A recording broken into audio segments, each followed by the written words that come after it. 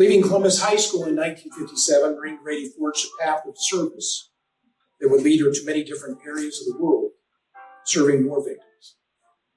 Her educational background prepared her for these challenges and dangerous roles, including a nursing diploma from the Holy Cross School of Nursing, graduate of Loyola University of BS in Nursing, an MA in Pastoral Care and Counseling, a Doctor of Ministry at Christian Theological Seminary in Indianapolis. She also served as an educator, including a visiting professor at St. Mary's College, Notre Dame, specializing in teaching therapeutic communication to undergraduate and graduate students. She was awarded the Faculty Fellowship for Research and Scholarship at St. Mary's College, Dean of the Pastoral Formation and Director of Field Ministry at St. Vincent Seminary in Boynton Beach, Florida. Maureen Grady worked for the Catholic Relief Services in Thailand, the Philippines, and Lebanon, serving and responding to emergency needs of war victims. She described her work in the war-torn area of Cambodia in the recent article in The Republic, and I quote that. Her first experience helping those in need overseas was during the time of the killing fields, where between 1.5 and 2 million Cambodians died under the rule of the Khmer Rouge Pol Pot from 1975 to 1979. During that time, Maureen Grady said she lived in a cement block building with no windows, beds, or water. She said, quote, I rode on the back of a pickup truck to the refugee camp in the morning around 6 a.m. If I could find a truck at 6 p.m., I could ride back to my residence. And if I was hungry, I'd had to walk 5 miles to eat. She was later assigned to Lebanon, where she directed the Pontifical Mission in Lebanon from 1986 to 1990. She became the chief operating officer for the Catholic Near East Welfare Directorate and caring for war victims and supporting the restoration of social services and infrastructure in Lebanon and Syria. She's been praised for her tenacity and resourcefulness while serving the poor who are suffering in dangerous conditions. Her nominator reported Maureen's own account of her work during her time in Lebanon. She wrote this time in Beirut. Lebanon was in the midst of its own civil war, a war that was witnessed the unlimited capacity of hatred, greed, corruption, and the thirst for power. It was a very dangerous time. How I survived, I do not know, and now that I think of it, I do not know why I took the risk. I was protected. There were many incidents I could describe that illustrate this. For example, lunching quietly in a restaurant that 30 minutes after I left became the scene of a bloodbath. Boarding a ferry to travel from Cyprus to Beirut as I habitually did, only to change my mind to fly into Beirut. Instead, the ferry was bombed that night. In 1989, her convent was shelled during heavy fighting in East Beirut. The report noted that she spent the night in the convent in the basement after the windows were blown out. She also initiated reconstruction and rehabilitative programs directed towards social infrastructure, healthcare, and educational services. From 1990 to 1993, she was the chief operating officer and special assistant to the president for the Pontifical Mission in New York City.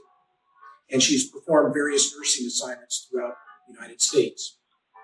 Her other honors include the Pro Ecclesia Pontifical Medal awarded by the Holy See, Lebanese National Citizenship, highest honor awarded by the Republic of Lebanon, Spirit of Ignatius Award, University of Loyola School of Nursing, Outstanding Alumni Achievement, Holy Cross School of Nursing, a member of the Theta Phi Theological Honor Society and Sigma Theta Tau International Nursing Honor Society.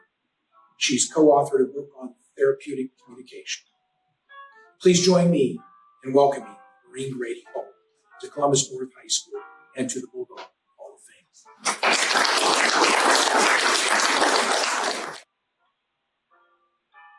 I extend my congratulations to John Burnett, who enters the Hall of Fame today for his outstanding work in education and civic involvement.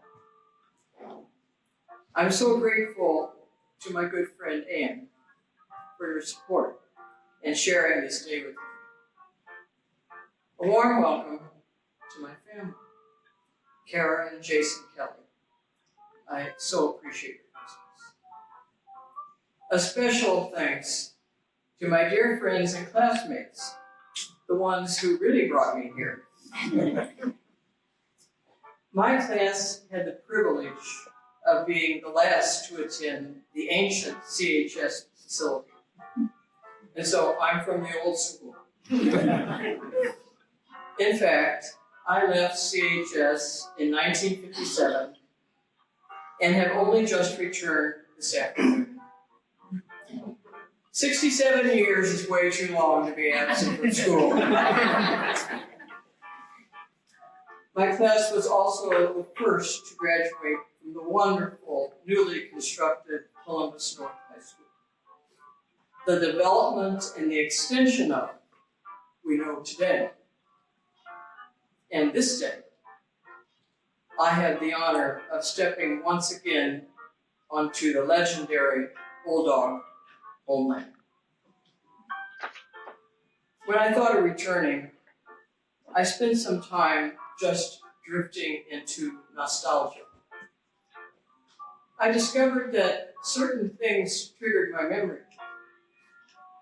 The smell of French fries at the Olympia, the long, sagging main hallway of the old Columbus High School, the overwhelming vastness of Study Hall 109, the Cracker Box Gymnasium, where we cheered our dogs onto victory, and so many more reflections.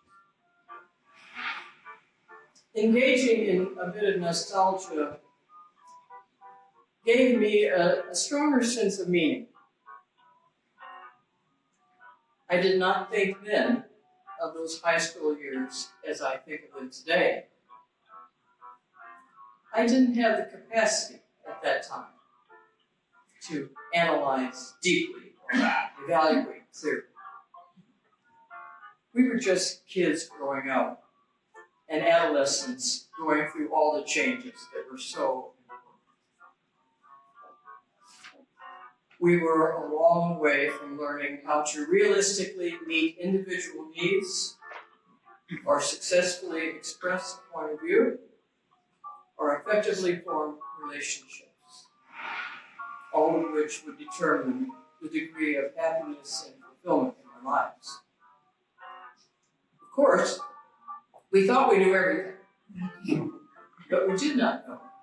It was beyond our grasp to understand the importance of that crucial time in our lives, which laid the foundation for future experiences and mature relationships.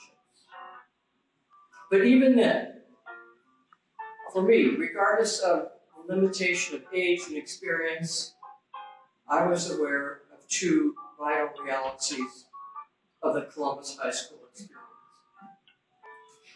The friends that I made and the teachers whom I knew.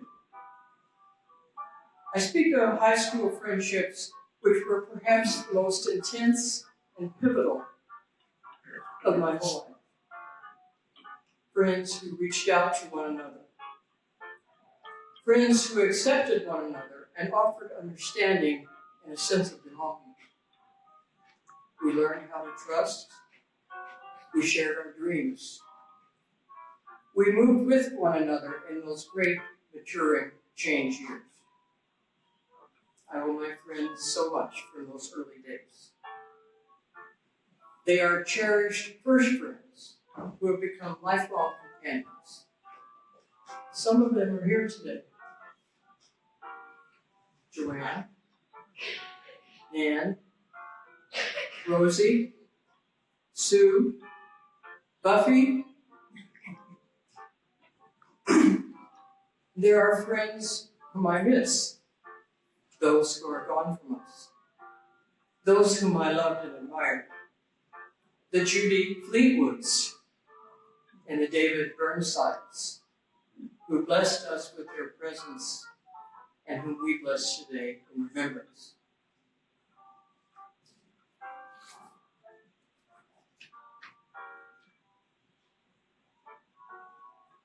As for teachers,